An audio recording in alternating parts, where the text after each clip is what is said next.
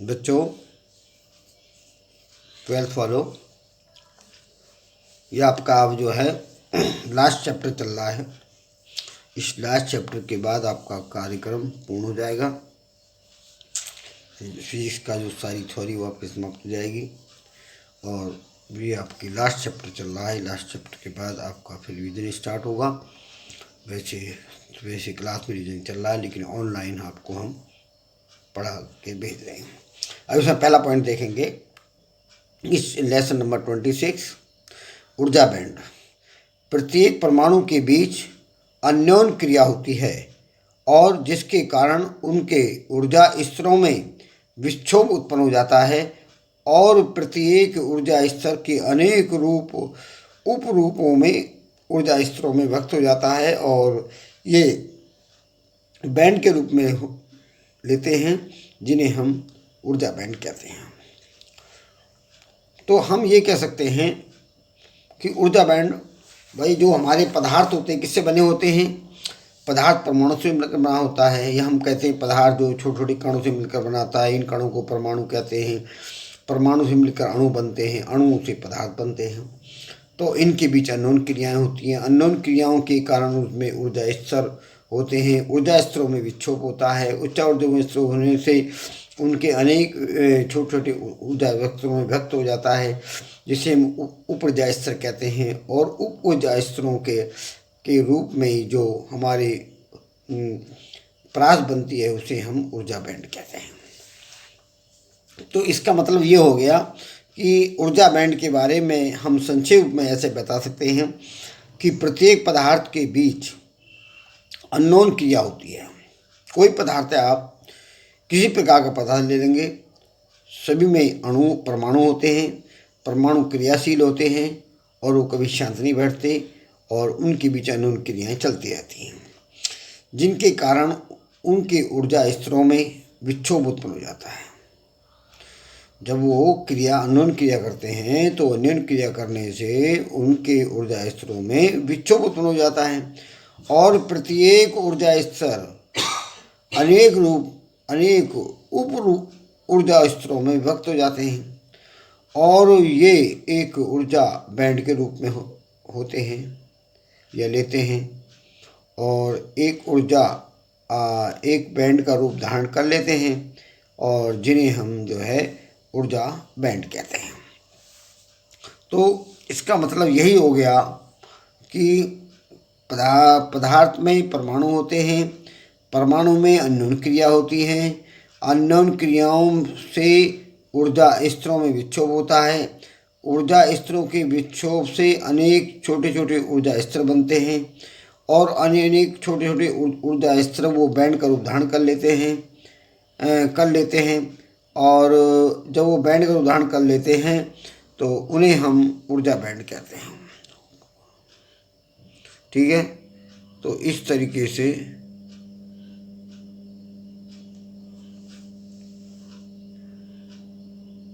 अब हम चलते हैं आगे। संयोजी बैंड, पहला बैंड पढ़ा ऊर्जा बैंड। ऊर्जा बैंड के बाद पढ़ेंगे संयोजी बैंड।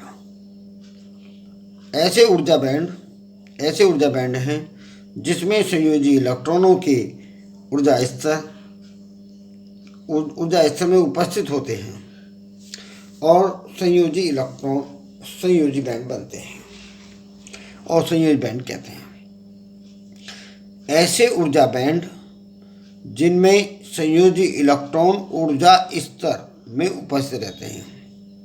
संयोजी इलेक्ट्रॉन होंगे लेकिन ऊर्जा स्तर में उपस्थित रहते हैं, इन्हें हम संयोजी बैंड या संयोजी ऊर्जा बैंड कहते हैं। इसके साथ चलता है दूसरा होता है चालन बैंड। जो चालन बैंड होता है, ऐसे ऊर्जा बैंड जिसमें चालक इलेक्ट्रॉनों के ऊर्जा स्तर के उपस्थित होते हैं और उन्हें चालन बैंड कहते हैं। तो क्या बता दिया हमने, बहुत शॉर्ट में दिया है। ऐसे ऊर्जा स्तर बैंड जिसमें चालक इलेक्ट्रॉनों के ऊर्जा स्तर में उपस्थित होते हैं उन्हें चालन बैंड कहते हैं। तो संयोजी बैंड के बाद आपका चालन बैंड हुआ। और चालन बैंड जो हमने बताया वो इस रूप में बता दिया कि चालक में ऊर्जा बैंड होते हैं और ऊर्जा बैंड इलेक्ट्रॉनों के ऊर्जा स्तर में उपस्थित रहते हैं। और जब इलेक्ट्रॉनों के स्तर में इलेक्ट्रॉन प्रेजेंट होंगे तो उसी का नाम होता है चालन ऊर्जा बैंड। एक तीसरे टाइप का होता है निश्चित ऊर्जा बैंड।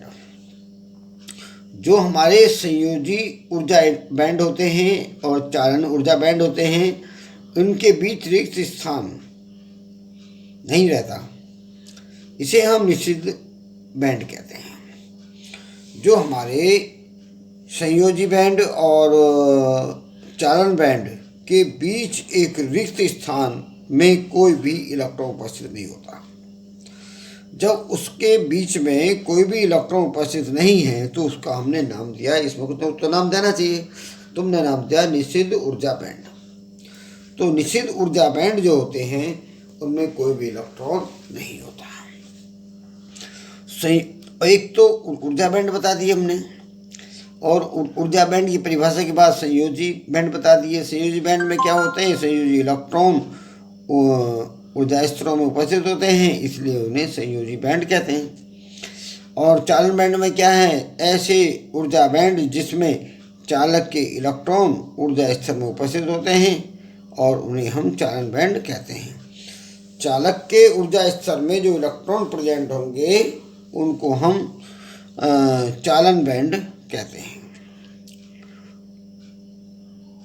और जो निश्चित बैंड बताया, निश्चित बैंड जो हमारा संयोजी ऊर्जा बैंड होता है और चालन ऊर्जा बैंड होता है, उसके बीच में कोई इलेक्ट्रॉन उपस्थित नहीं होता, फ्लॉप होता है, वहाँ कोई इलेक्ट्रॉन नहीं होता।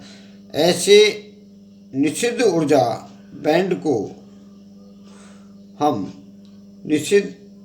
ऐसे ऊर्जा बैंड को हम जो है निश्चित ऊर्जा बैंड कहते हैं।